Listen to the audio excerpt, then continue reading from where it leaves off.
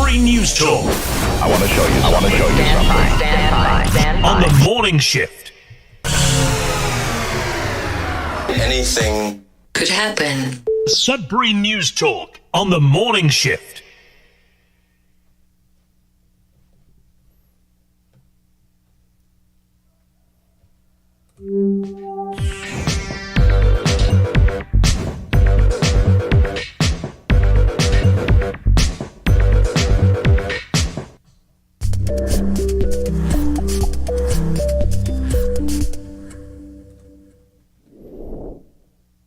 Hey everyone, good morning. Welcome to Sudbury News Talk. On the morning shift, I'm AJ Walsh. Glad to be here with you. Thankful that you're here with us. It's going to be a great show, as usual, because you make it a great show. We are your conversation on your station every weekday morning between 7:30 and 8:30 on CKLU 96.7 FM on the radio, cklu.ca online. Just click on the Radio Player Canada app. Stream us, download it, take us with you. Listen to us anywhere, anytime, on any device. And we're also live streaming at facebook.com/Sudbury News, youtube.com/Sudbury News. Make sure to like, share, subscribe, follow the channel and the page, but mainly comment, because we'll do our best to get your comments read for those listening, up on the screen for those viewing. And that is the purpose of this show, is to have a conversation about the local and more abroad issues that we are facing, trying to grapple with or trying to understand the world we live in, whether it's local or abroad. We just basically try and do that on this show. We do that through the news, through news stories that are going on locally and abroad. We look at them, talk about them, try and understand these things. And it's not easy, but we're doing our best. And grateful for all those that are with us each and every day. For those that are new, that's what we do. So thanks again. We'll have your comments coming up very shortly, some morning shout outs and whatever, but let's dive right in because we're getting off to a little bit of a late start again this morning. I apologize. It's my fault. And we'll dive in with a little bit of weather first, and we'll come back with news headlines and your comments and more right after this. Lots to talk about in local news. There's some nuclear waste or whatever, radioactive waste that's being dumped in Nairn Center, Nairn-Hyman Township, and we'll have the latest on that. And city taxes going up, but we have a AA credit rating. So lots to talk about today, and I'm sure you have a lot to talk about on those topics. So we'll be back right after the weather.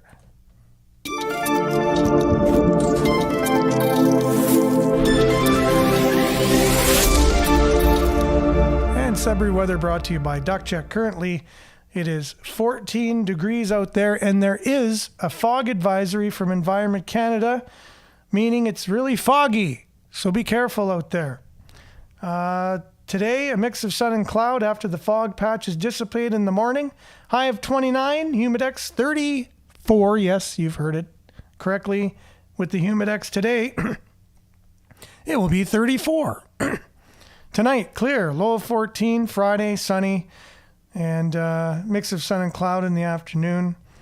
High of 28 with the Humidex tomorrow, 31. So high of 34 with the Humidex today, 31 tomorrow, and mainly sunny. And then for Saturday, mix of sun and cloud, high of 28. Sunday, 25, mix of sun and cloud. Same thing for Monday, same thing for Tuesday. And the same thing for Wednesday, and I think that's the first time I've seen that. 4 days in a row, Sunday, Monday, Tuesday, Wednesday. Mix of sun and cloud, high of 25. And that's your weather. We'll look at the satellite here, showing the clear skies over northern Ontario. Weather brought to you by Duck Check. Give them a shout at 705-918-4848. Or check them out online, duckcheck, ductcheck.com, for all your duck cleaning and inspection needs. Let them know we sent you, and you'll get $100 off your next duct cleaning and inspection. We'll be back with news headlines, your comments, and more right after this.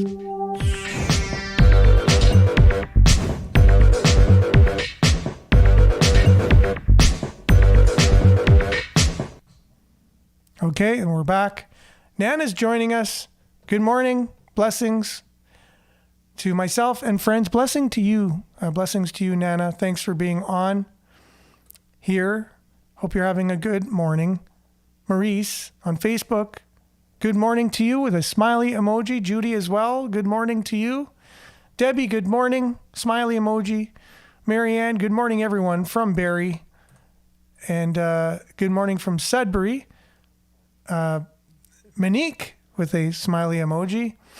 And as usual, Marianne's liking and sharing, and that is much appreciated, for sure. We appreciate liking and sharing. Following, if you notice you're not following Sudbury News already, please do so.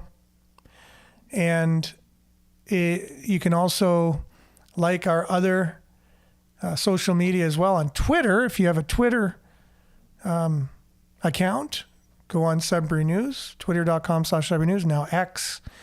And we noticed we've been getting quite a few more followers. That's where I haven't really been telling people all that much about. So I don't know where we got about 10 new followers in the last little bit. But anyways, yeah. So twitter.com/Sudbury News.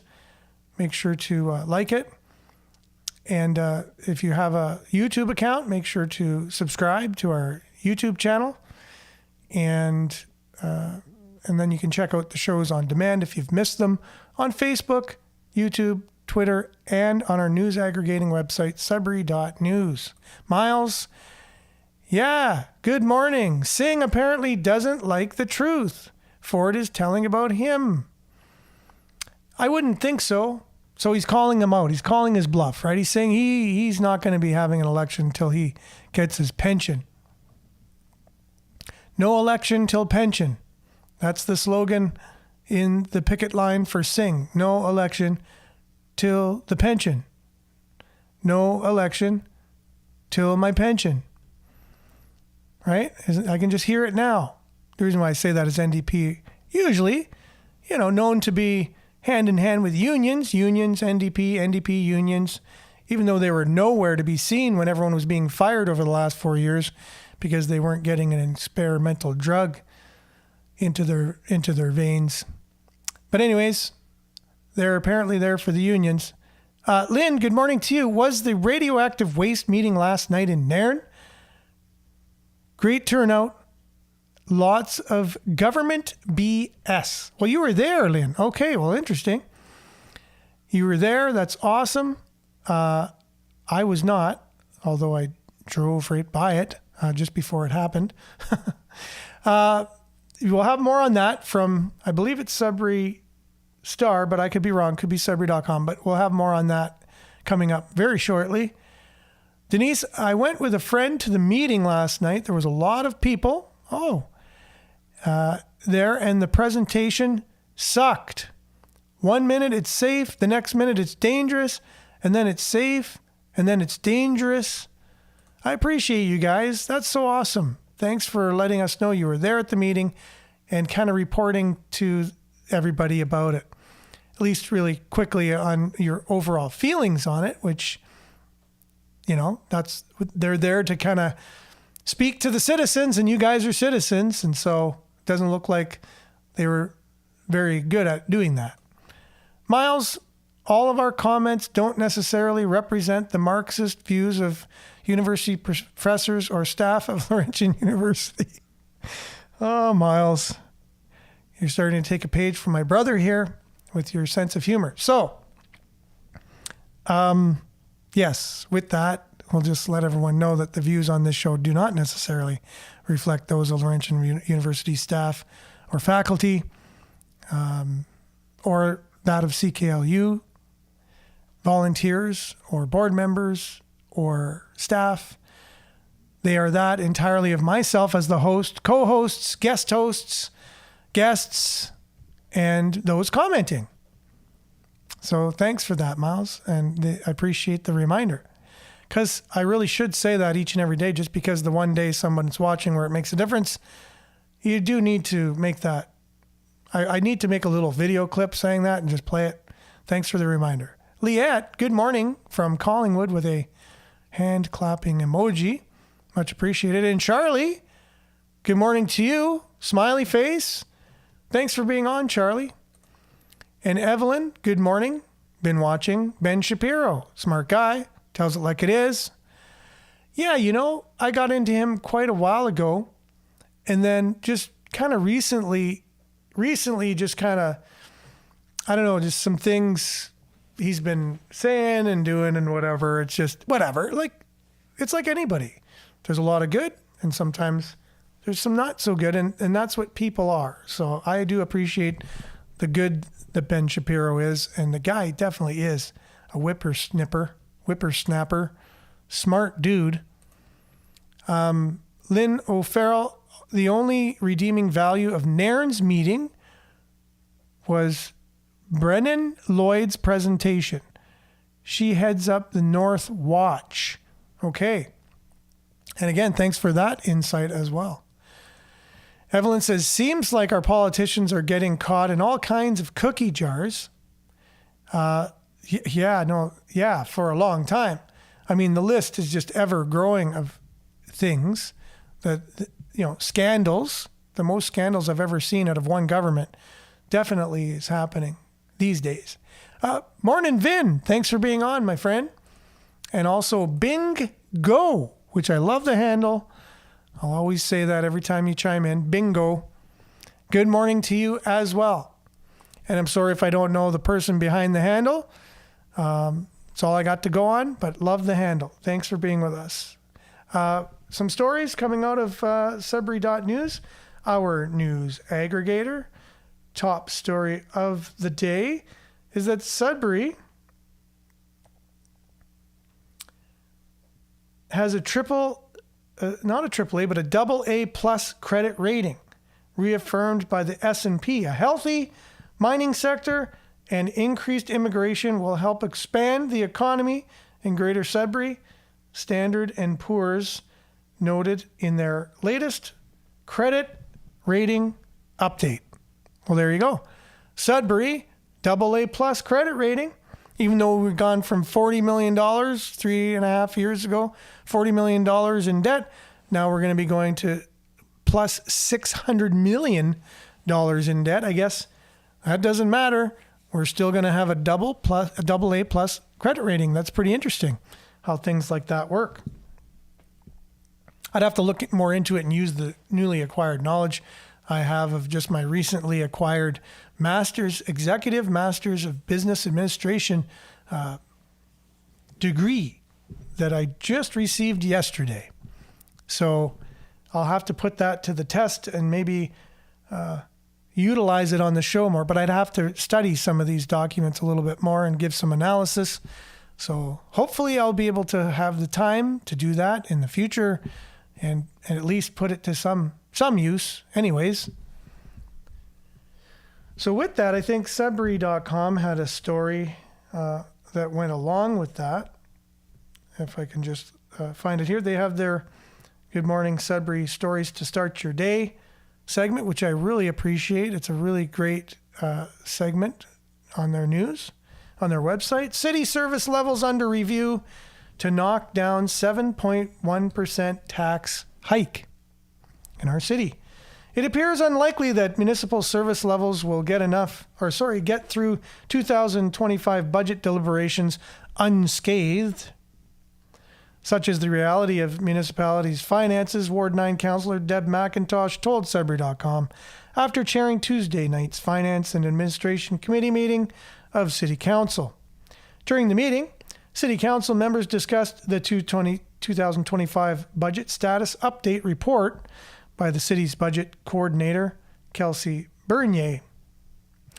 The report primarily responds to the city's direction for staff to find $8.5 million in cuts and revenue to reduce next year's tax levy increase from 7.3% to a 4.9% cap.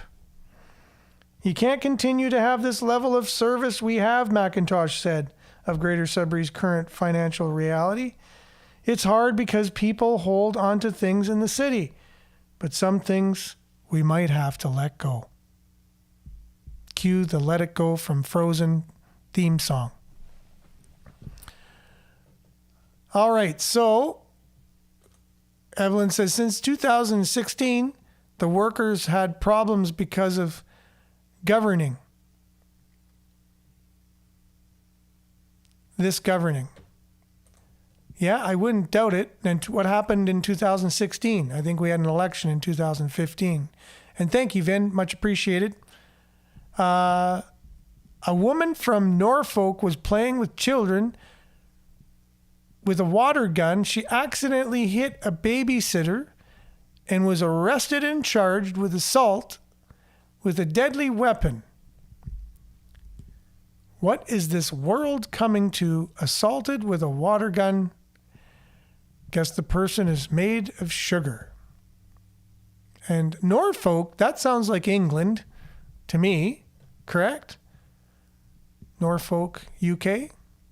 But again, we had the segment my brother sent to me on the state of, the UK and the Western world with, these kind of free speech incidents where you'd say something on Facebook and all of a sudden the police show up at your door. You quote a song or you quote something from a book and they're at your door thinking, well, why did you say that or whatever? Now here you got people being arrested for accidentally squirting someone with a water gun. Just wow. So I guess people can look that up on Google if they want to look into more of that. Monique Grand Rising, sun emoji, heart emoji, exclamation point. We live in a system built on illusions and lies, held together by order followers, the deceived, the believers, and the brainwashed. Very true. Very, very true. Yeah, it's very evident when you talk about people's political leanings, let's say. And I know that's hard and it's very hard because some people might say all politics, all politicians, no matter what, they're all corrupt. There's nothing you can do. The whole system's whatever. And I have to agree to that to a large extent. However, you do need governance. You do need some kind of order, some kind of system, something where people are making decisions. They are discussing what the best route is for whether it be economic or whether it be social or whether it be immigration, whatever policies, housing, any issues that we're going through. They need to discuss these things, come up with solutions, and try to implement them. So, unfortunately, we've seen so much that makes us very apathetic towards politics. And but if you just look at how somebody views the debate, let's say, that took place in the United States. I only watched the last argument, but I could tell what would have taken place just from the last closing arguments. I could tell how the whole debate went. I was like, I know Kamala won this thing. Now, did she win it on merit? I don't believe so. And I was so impressed yesterday with the professor they had, I believe from McGill, who is the professor of American politics. It was during the, between 4 and 5 hour. They were interviewing him, and the local host was asking, "Whoa, so what did you think of that debate last night?" You can just tell, like, they obviously want to just come out and say, Trump got squashed, didn't he? But they can't really do that. But you can tell they're just waiting to speak like that. They just can't help it. But the professor that was speaking was very articulate, very clear, very right in his view. He said, and unfortunately, they said it's probably going to be the only debate before the election, which I thought was like, what's going on down there? What the heck is going on down there? How could they only have one debate? Oh, yeah, it's because he debated the former president that they just changed mid-flight and just picked a new one, assigned a new one, whatever, just declared a new one. And then they're just going to debate once, and that's going to determine it. But this particular professor was very unbiased. I really appreciated his commentary or whatever, his views on the debate. And it restored some of my hope in humanity that he actually looked at it for what it was. He said Kamala won the debate. There's no doubt about it. Now, did she win the debate on merit? Possibly not, because the moderators were obviously not holding Kamala to account the same way they were with Donald Trump. He said that's just not good because it's going to give what he said the right fodder to accuse ABC and Kamala and whatever of just making an easy debate for her. And that's what he said. He wished they would have been harder. Wish she would have. And he said they didn't even talk about policy. They didn't talk about economic. We still don't know. He said we still don't know what Kamala Harris believes about the fundamental things about governing a country. And he said, and then you can hear the right-wing pundits come out, and it is scathing to that very one-sided debate through the moderators. They were fact-checking Donald Trump real time, but they weren't fact-checking Kamala Harris. And that's total bias. Like if you had someone who just studies bias, they would totally go to town on that debate. But I appreciated this professor. Hearing that on CBC was a breath of fresh air. I've been hearing a little bit more and more actual, real, like unbiased coverage of different things. Not to say, so it's still 80% biased, but I'm hearing about 20% unbiased, whereas before it was 100% biased. So it's really, really a breath of fresh air to hear that. But yeah, all that to say, if you now hear the people talking, they'll say, oh, Donald Trump sucked. Oh, Kamala won that. But they don't look any deeper. They don't look into why Kamala won the debate. And that's, I think, a deeper question. She did win because it was set up for her to win, as far as I could see. Again, right? And this particular professor didn't go as far as saying that. I'm saying that. But he said all the things that if you calculated everything he said, it equals that. He pointed out all the different aspects of the debate that lead to the fact that it was one-sided and it was set up for her to win. But people just go, yeah, Kamala destroyed him and all the memes are out there. And people are by and large affected by our media to so large of an extent you can say that we are brainwashed because we don't think for ourselves. We don't look deeper. We don't try to understand things more. We want it spoon-fed to us. Tell us what to believe and we'll believe it. Yeah. So with that, thank you, Mona. Thanks for being on. And thanks for the congratulations. Also, Liette as well. And Pat, good morning to you. Good morning, y'all. Foggy where you are. It is definitely foggy. And there is a fog advisory from Environment Canada. Thank you, Marianne, for the congratulations. I much appreciate it from you guys. And so Marianne is saying our counselors should all take a pay cut as part of finding ways to save money. And our city, if you look at the labor costs of our city, it's over and above what the average city pays in labor costs. I think it's almost 70% of our costs go to staff of paying people. So I'm not sure why, but it is what it is. So I think the mayor and councillors suck big time. Wouldn't vote for any of them. That's Judy. Okay. Tell us how you really feel, Julie. Vin says, how to make 4% increase acceptable? Threaten it. Could actually be 7% and present it as a reduction. Yeah. You're saying it's almost just like a PR move. Just say you're going to do it that much, and then by the time it's done, people are kind of happy about it. Oh, Norfolk is in southern Ontario. Okay, well, we do definitely take names of towns, Sudbury being one of them, Chelmsford being another one, from the UK, and Norfolk would be in line with that. York, right? North York, Toronto area. Take a lot of names. London, obviously, from Great Britain. Well, that's terrible. That's happening in Ontario, that we're getting arrested for accidentally shooting someone with a water gun. In 2016, this is Evelyn, they stopped our pipelines, brought the migrant workers by the thousands, and cut back all of our pay. In oil and gas is where it all started. Yes, for sure. And it is by London, in fact, Marianne says, Norfolk.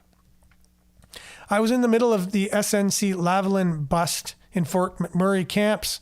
Lots of RCMP at work, at my work camps back then. Interesting. So there was huge investigations going on, RCMP, in Fort McMurray. So I guess they just decided to burn it all down at one point and start all over, I guess. Again, I'm not sure why that happened, but I'm not making any accusations. I just know it burnt down. Pat, she won it on most lies. That would be Kamala Harris in the debate the other night.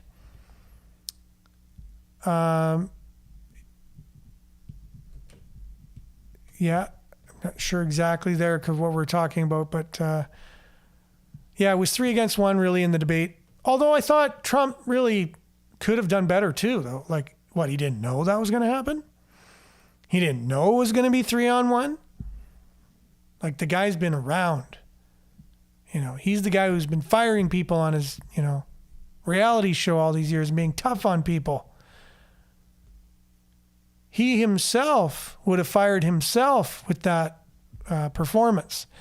He took the bait, hook, line, and sinker all the time that Kamala was throwing out there. I heard political people talking about that was going to be her tactic way before the debate, trying to get him all riled up. And they did it. I would have went through all of the talking points with him. So Kamala says this to you, or the moderator asks you this question, what would be your answer?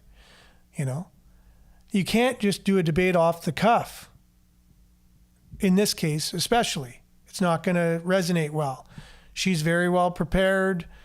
The way she dressed, the way her facial expressions were, you can tell she was very confident. You can tell she knew she wasn't going to be held to the fire. She already knew that. You can just tell she was oozing that kind of confidence. And this was all preparation for that. And didn't look like he was well prepared. And that's he's got to own that now. And he might even have lost the election due to that. I don't know. It actually could have that result. Bingo says, going to be a rigged election, I think. Now, if you're talking about the United States or Canada or both, we've seen some evidence of things to that nature in the recent past. There's no doubt about it. And that's for myself, who's looked into it and spent a lot of time. It's not just what I heard on CBC, CNN, and MSNBC, things like that. I've looked into it. It took a lot of hours of studying that there's a lot of questionable things that took place in the last couple elections. Anyways, so they didn't fact check her lies, and that is so true. Kamala, this is Vin, and the last one was Marianne. Kamala highlights by the left are the free things she's going to give to the people. Not a word on where the funding is for the free things are going to come from. And that's usually the tactic. We'll give you this, we'll give you that, we'll give you this if you elect us, right? Not realizing you're the one paying for it anyways.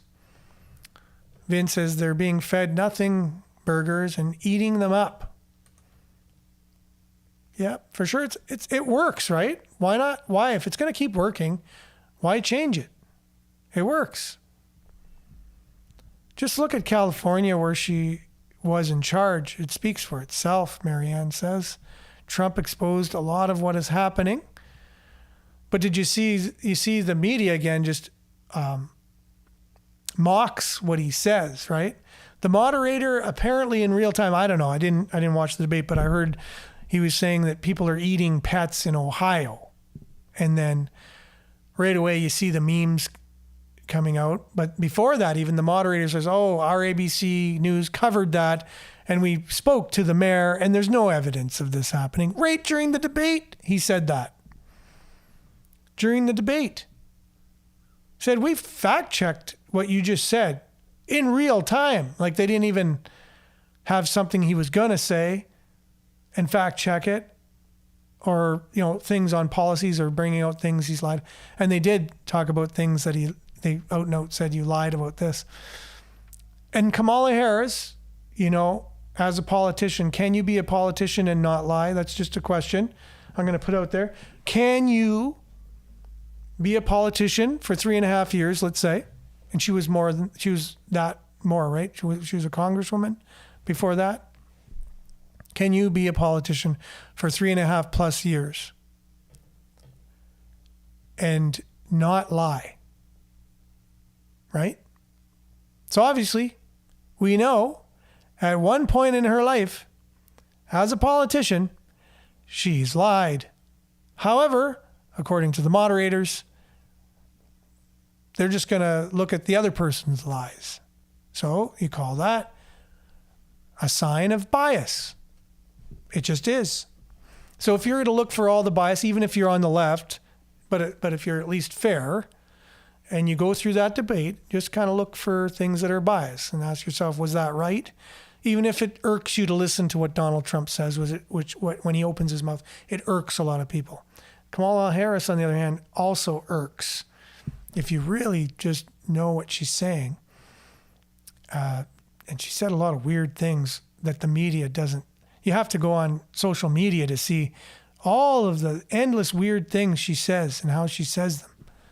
It's just weird thing after weird thing.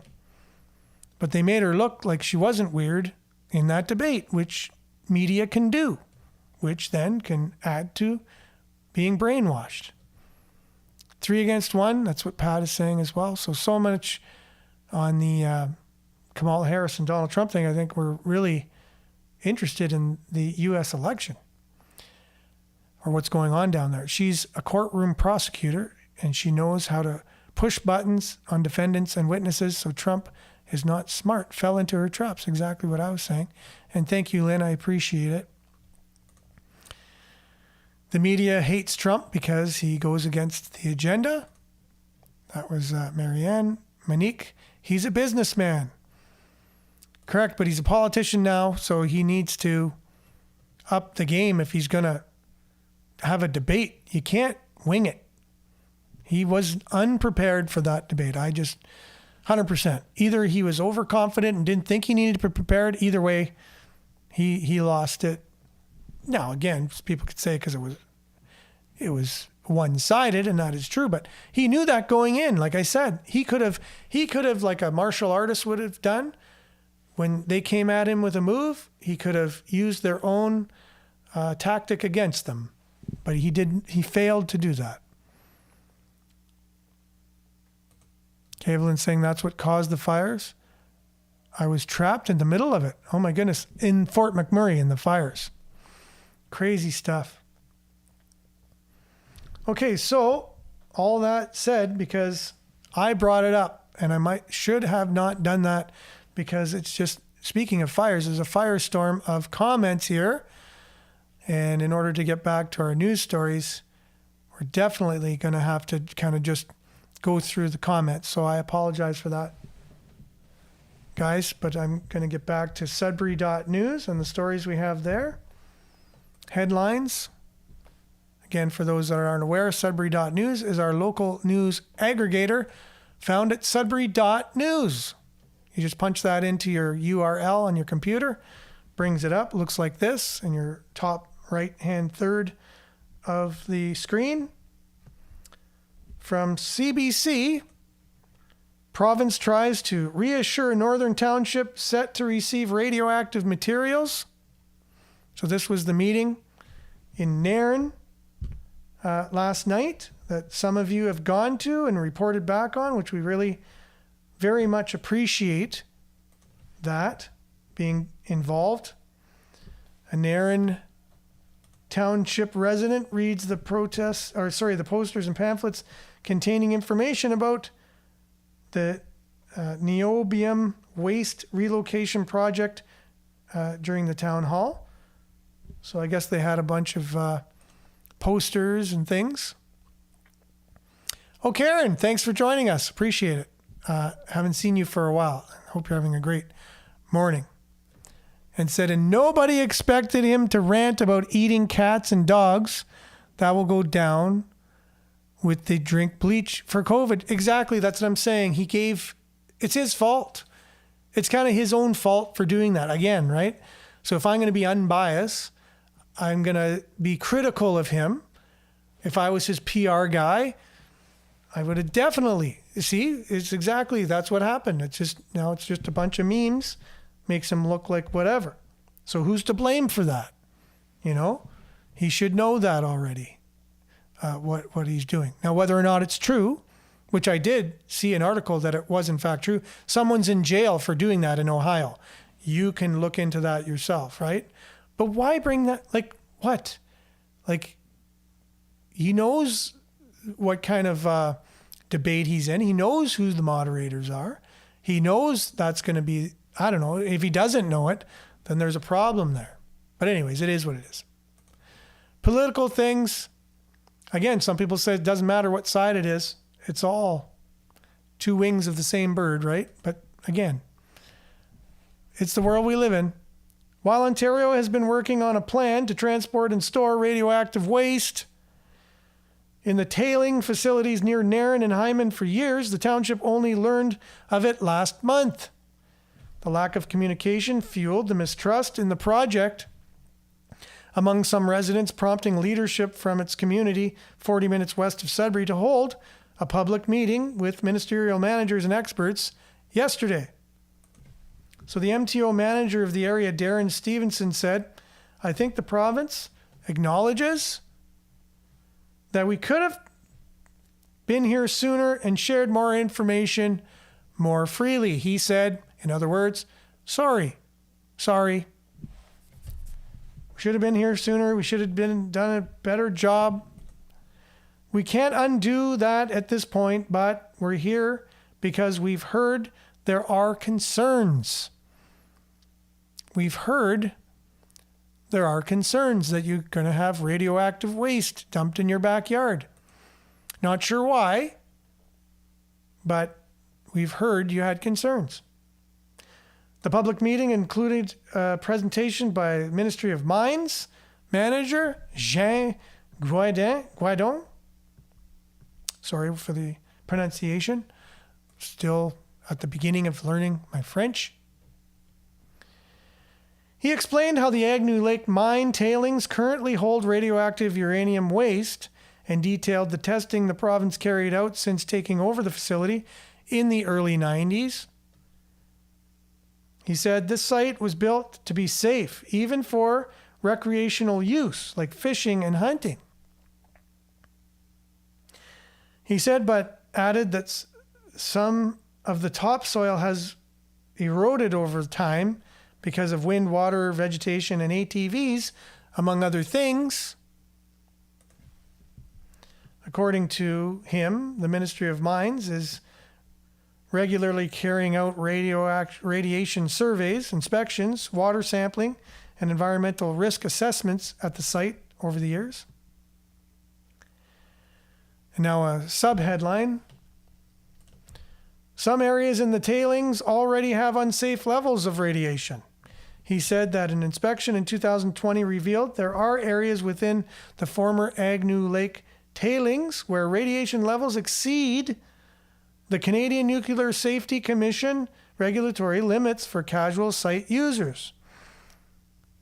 such as those who hunt, camp, or hike through the area. For the facility's CNSC license to be renewed in 2025, those areas need to be covered, he added. So there are some concerns for sure. This is where the low-level radioactive waste from niobium mill abandoned in the 50s near Nipissing First Nation comes in. And a look at how many people showed up for that meeting. There is a lot of people there. Pretty much a packed house. That rock material was recently excavated from the community's roads and residential areas after a decade of old environmental remediation project, and is being stored in a nearby Ministry of Transportation property as the province finalizes plans to relocate it. So it's just sitting there waiting to come to Nairn. Uranium has a higher rate of radiation than niobium. Sorry, this word is new to me, niobium. This material we're bringing in to the former Agnew Lake tailings is within the nuclear license that we hold. He adds that niobium waste to the existing uranium waste could help repair and thicken the existing cover of the tailings. The plan involves 16 custom-made trucks with specialized tarp, transition zones, and sediment fences, disposable PPE, waterless decontamination, and a designated haul route. So the lack of communication was criticized. Several residents who attended the public meeting were not reassured by the province's presentations. Manitoulin Island resident who traps in the area near the tailings said he would like to see the studies that have guided this plan. I want to know what evidence is there to suggest that niobium is an appropriate shield for uranium. Has it been done somewhere else? Is that the standard? Is that the best practice? He asked. Very good questions, by the way. I think he could have a career as a journalist, like a real journalist. So him, along with others, criticized the province for not consulting with First Nations in the area. I would say for sure that's a not good thing.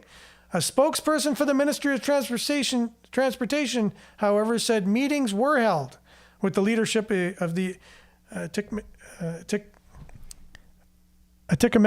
Anishinaabeg, Sagamuk, Anishinaabeg, and Serpent River. He also added that the city of Greater Sudbury and private road owners were consulted about the route that will be used to transport the radioactive waste. The province says it will prepare an information package for residents in the weeks to come.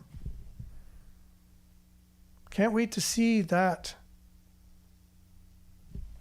what it's going to entail. Meanwhile, those living in the townships have begun a petition asking Queen's Park to halt the project on hold and hold more consultations. I think that's wise, obviously.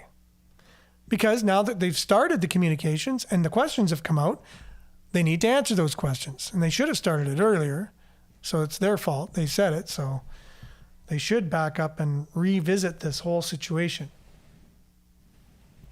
The Ministry of Mines had previously said it intended to begin hauling in the waste in September, but on Wednesday night, they clarified that they still need approval from the CNSC to begin the process of relocating the waste. So there you go. That's from Aya Defour, CBC reporter in Northern Ontario.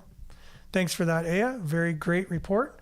And thanks for you guys for going to the actual meeting last night and letting us know how it was, how you felt about it. And Evelyn says, tailings ponds are really tough on wildlife everywhere in Canada. And that would be true, 100%. And Chris, good morning, ladies and gentlemen. Better late than never, Chris. We're just about to wrap up.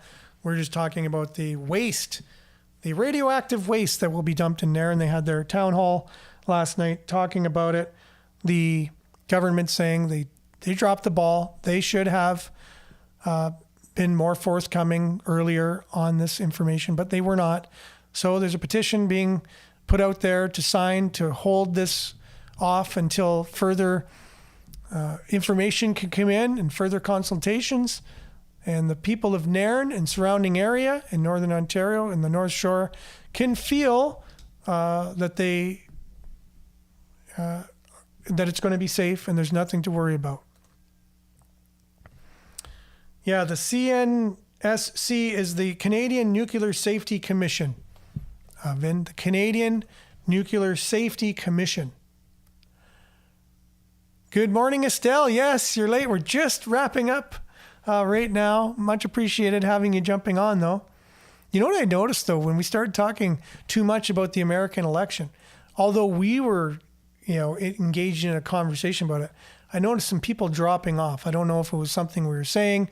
I don't know if we have people on one side that were hoping that we're going to say, yes, Trump, Trump, Trump, or yeah, Kamala, Kamala, Kamala. And it's like that with politics, right? I like to tell it like it is. If I like a particular candidate and I think they're going to do a better job, but I think they goofed up, I'm going to say you goofed up. If they did something wrong, I say you did something wrong. I'm not going to drink a Kool-Aid and just go along with every single thing. I had a hard time even relating to a particular political party for many years for that reason, because I don't 100% agree with every single thing anyone does at any particular time. So I want to always be thinking for myself, asking questions. If I'm going to vote for someone, it's on their platform, not on their party. It's on their principles, not on the party. However, now that we see parties kind of unifying to the point where they almost make it impossible, you kind of have to vote for a party these days. Politics has changed to that point. So now it's almost like in order to get the most good that you possibly can, you kind of have to go for, at least in Canada, a party. In the States, you only have two choices. Canada, you have a little bit more, but that could water things down politically as well. A few more people jumping on as of late. Looks like there's a lot of late bloomers here, but thanks everyone. And thanks for, I believe it was Monique who shared a video of something's changed recently with sunflowers. You remember how sunflowers, they used to follow the sun. And we noticed it in our yard the other day. We said, that's weird. The sunflowers aren't facing the sun. And then she shared a video with myself looking at a farmer showing all of his sunflowers. He was a sunflower farmer. And none of them were facing the sun. He said, something weird's going on. So anyways, just thought I'd share that weird thing. I guess it's a Donald Trumpism about people eating pets kind of thing. I just shared something kind of weird off the cuff that's happening that you can look into yourself if you'd like to. As we're ending the show, I guess I'm pulling a Donald Trump here. So thanks for joining us today. Thanks for commenting. We appreciate you, all of you, whether you've been on for a long time or you're new. We can be found on Facebook, YouTube, twitter.com/Sudbury News. Sudbury.news. Make sure to like, share, subscribe, and follow the channels and the pages. We really appreciate it. Like and share. Stay tuned now for Earshot Daily on CKLU 96.7 FM. And we'll be back, God willing, same time, same place tomorrow with our Friday focus on the climate. So if you're interested in the climate, that's what it's going to talk about tomorrow. Have a great and wonderful Thursday, everyone. Ciao.